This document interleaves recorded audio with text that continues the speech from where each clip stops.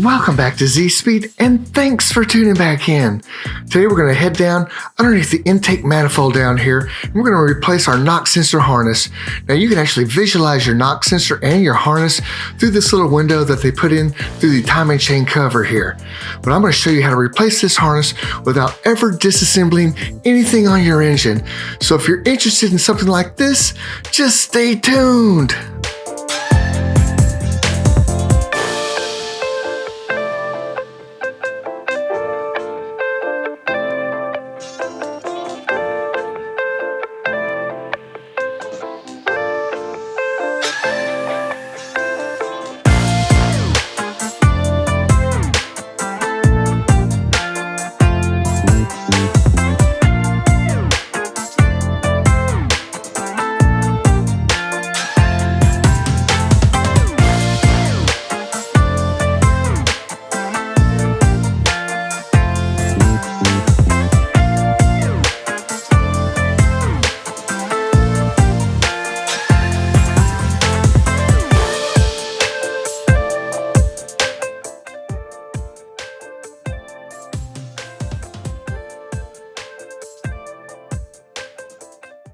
Now, before we get started with the install, let's go over some of the signs and symptoms you might run into when you have a faulty knock sensor harness or a knock sensor itself. And that's a severe lack of power and torque, especially when you launch your vehicle. I'm about to race a 370Z here, and he seriously gaps me right off the line. And we have a similar setup as far as tune and overall mods, but he just leaves me in the dust here, and it just felt like I didn't have any takeoff power.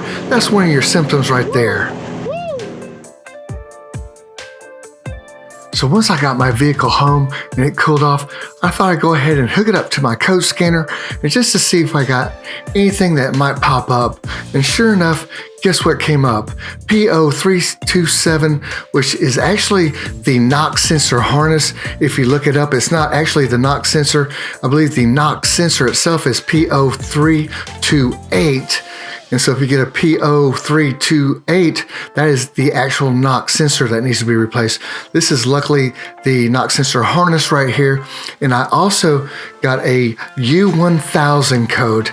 Now I actually erased that before I could film it, but we'll go over the U1000 code now.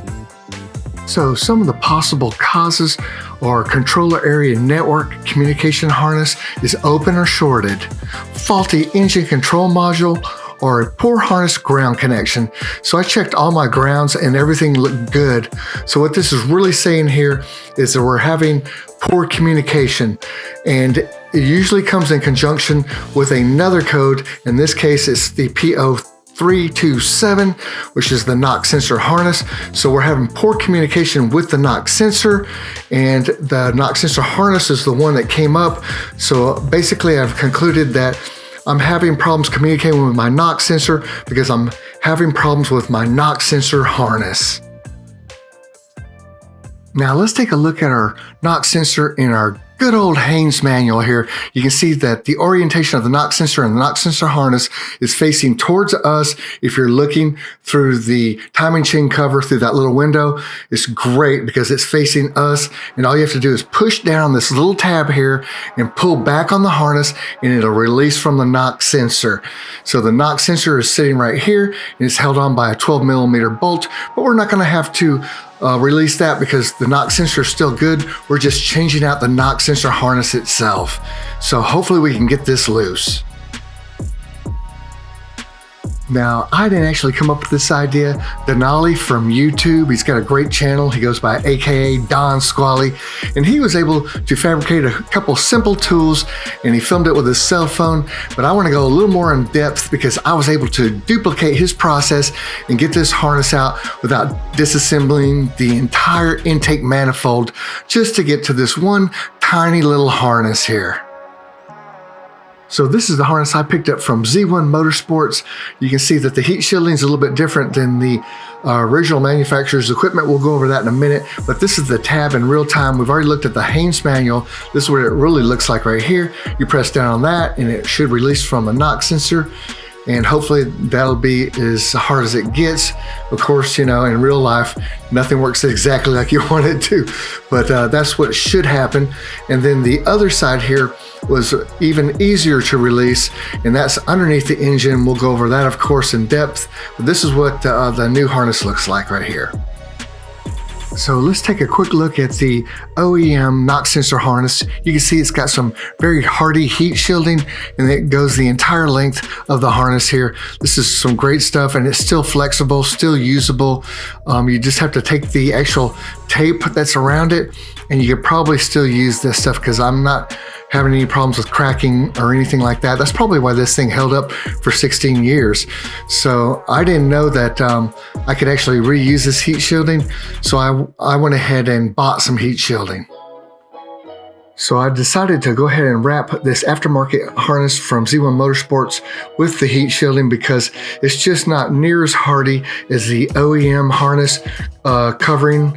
You know, the heat shielding on the OEM harness is much thicker. So I picked this up at AutoZone. I'm sure you could pick this up at O'Reilly's or Advanced or even Amazon if you wanted to. It's a 12 by 24 sheet of heat shielding. Pretty good deal. It's, you know, about 24, 25 bucks. And it's rated at about 2,000 degrees Fahrenheit.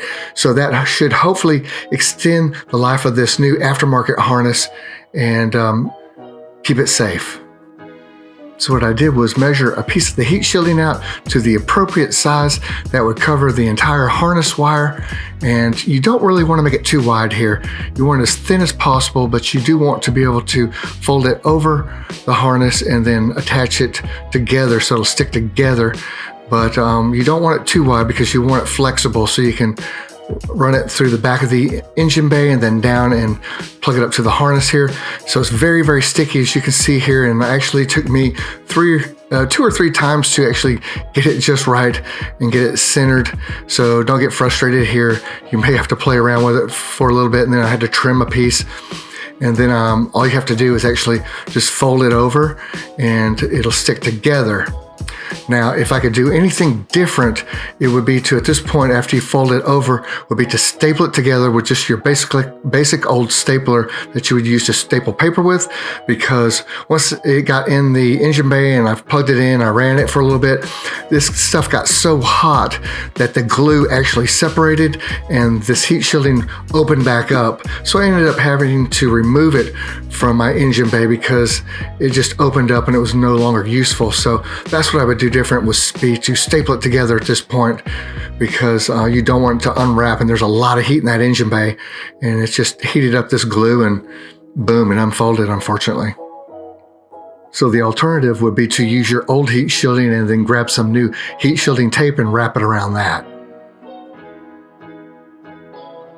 Now that we've got our knock sensor harness ready to go, it's time to disconnect the negative battery cable, because we definitely don't want our ECU to see us disconnect the knock sensor or the knock sensor harness. So now let's talk about the tools we're going to need to actually perform this job. We're going to have to fabricate too, but it's really not that hard, so don't worry about that. We're going to need a telescopic like magnet / light right here so we can flash it right on our harness and knock sensor and get a very good view of what we're about to do. So these are really neat. You can pick these up at your local auto parts store or Amazon. A metal coat hanger we talked about, and a thicker rod here that's non-flexible. We're going to need something that's just thick enough to be able to put some pressure on the knock sensor harness and push down that tab. And I'll show you how to make this in a minute.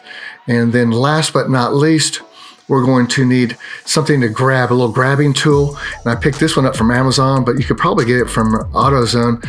But it's got like a little claws that come out on the end, and it works great because when I went to detach my harness, it pretty much came apart. It was so brittle, and you'll need this something to grab these little pieces out of the inside of your intake manifold area there. So that little tool comes in handy.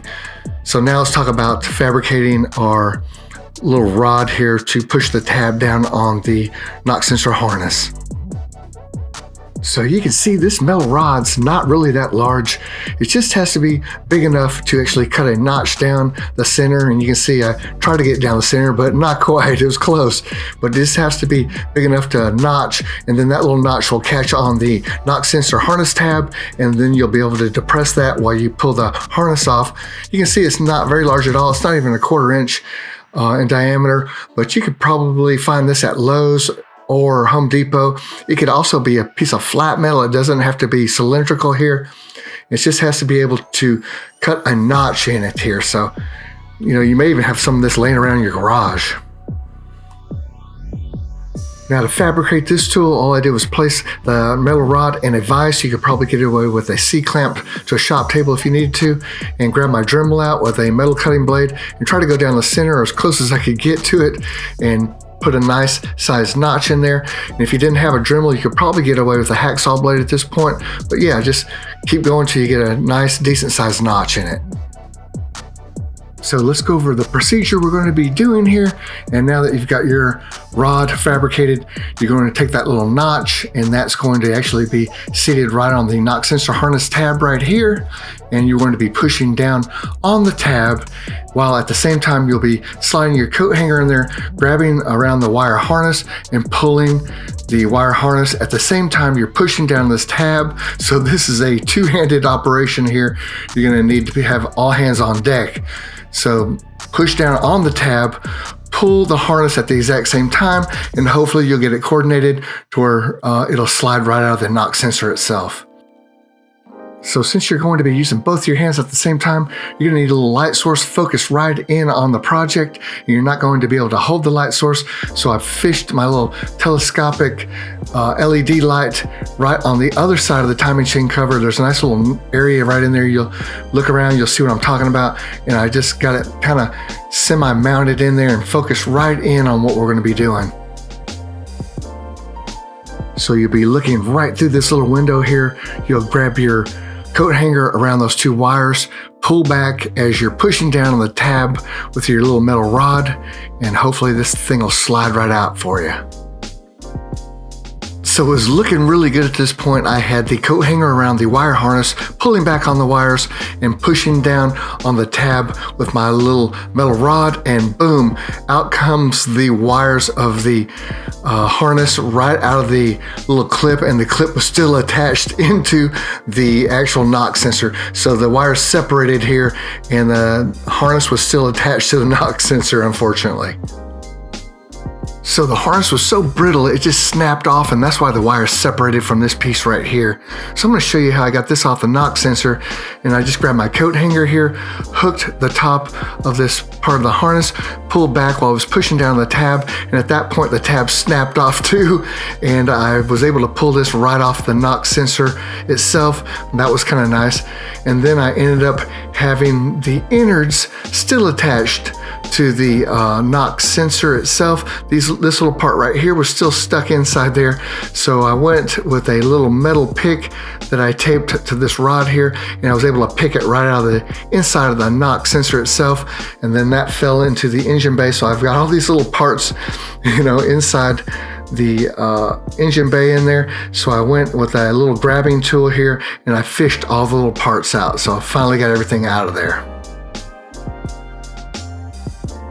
So now we can crawl underneath the car and detach the other side of the harness, which is going to be a lot easier than what we've just been through. So we're going to get underneath the passenger side here, and you can see the header right here, and right above the header is a clear view of the other side of the harness. It's the light blue plug right there. That's the other side of the harness. It's attached to a very thin little metal bracket right here. And the easiest way to get it off that little thin metal bracket is to detach the other side of this harness, that dark blue part. You can just push down on the little tab on the top side. There's a tab on the top side. Push down on that tab and just pull back, and it detached very easily. I was very surprised. It came right off, and then you're left with this little blue part attached to this metal bracket.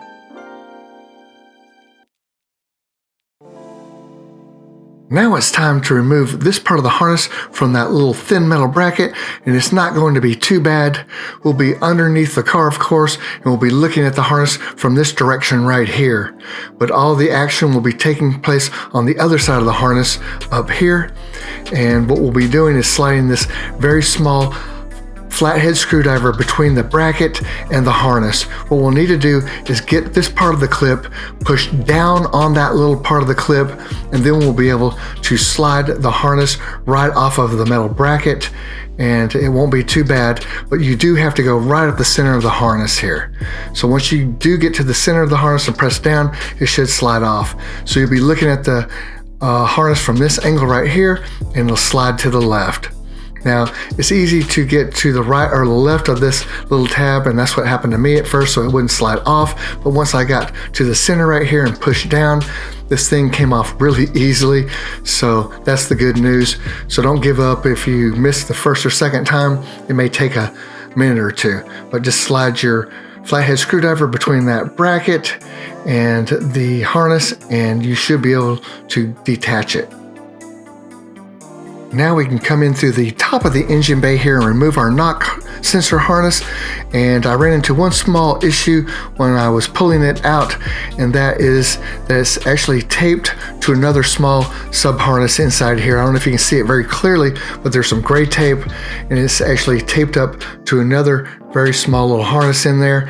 So it wasn't that hard to remove, but you want to be very careful when you're cutting your knock sensor harness free from this other small sub harness that you don't cut into the other harness. So just be very careful when you're removing this tape, and it should come out pretty easily after that.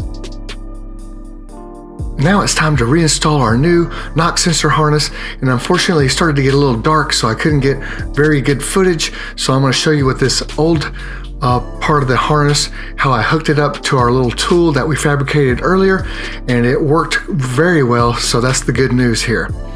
So what you're going to do is slide this little tool right onto the bottom part of the harness here, and there's a little notch underneath that. See that little notch?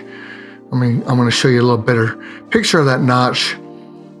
So here's the notch that I was talking about. You have to slide the tool to the right or the left of that notch, but once you get it on there, it's nice and sturdy, and you can slide this little clip right through that little window that's in the timing chain cover, right onto the knock sensor, and once it clicks in there, it's not going anywhere. You can pull that tool right off of the harness, and it comes off very easily at that point, and you are all set. You've got your new harness attached to the knock sensor. Now that we've got the harness attached to the knock sensor, we're just going to have to feed the other end of the harness through this little window in the timing chain cover and through the back side of the engine here. It's not too bad at all. We're going to take this part, we're going to tape it to a coat hanger, we're going to feed it right through that window and then come out the back side of the engine here.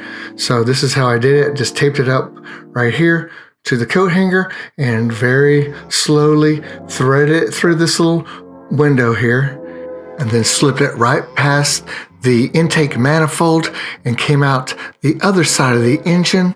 And now we have to pay special attention to how this OEM harness is located. You see, this is the OEM harness here. I just wanted to show you what it looked like before I took it out. And there is a little pipe back there, and that's part of the cooling system, I believe. And you can see that the harness goes above that. Now you could also go below it right here. And I've seen some people thread the harness underneath that pipe, but mine was actually threaded above the pipe. So I'm going to replace my harness the exact same way that the OEM harness was threaded through. Now that your harness is threaded through the engine bay, you can see the back side right here of the engine, and you can just barely make out the coat hanger and the blue painter's tape. Just remove the painter's tape, slide your coat hanger out, and now you can grab your harness and thread it back down the exact same way that the OEM harness was threaded through, and you are now all set and done with the job. So once I was able to change out the harness through this little window in the timing chain cover, I started thinking, hey, I wonder if it'd be possible to remove your knock sensor the same way. So I put a few extensions together to see about how long it'd need to be to get to the knock sensor, and I realized right away that that's kind of way too flimsy and it needed to be pretty sturdy. 1/4 inch extension was way too small, so it'd have to be at least 3/8 inch or 1/2 inch extension, and it needed to be one piece only. So I measured it and it came out to about 21 inches here. So you probably get away with a 15 or 20 inch extension, either 1/2 inch or 3/8 inch. And I bet that you could break that nut loose and get the knock sensor out that way. So if you decide to try this method, make sure you leave me a comment below and let me know what happened. I'd really be interested to know if it worked. So at this point, make sure you like and subscribe if this video helped you out. And if you haven't subscribed yet, what are you waiting for? We'd love to have you on board with Z-Speed. And until next time, you know what to do. Just keep on repairing.